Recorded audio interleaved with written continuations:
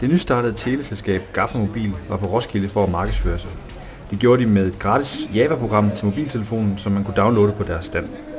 Hvad er det, I tilbyder festivalsgæsterne her på Gaffa Mobils stand?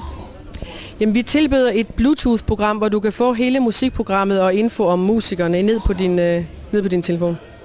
Hvordan fungerer det sådan helt konkret? Jamen, det fungerer sådan, at man skal tænde for sin Bluetooth og komme hen i nærheden af en af vores sendere. Bluetooth-sender, som vi har hernede i Gaffa-stand, og vi har også en oppe i Motorola.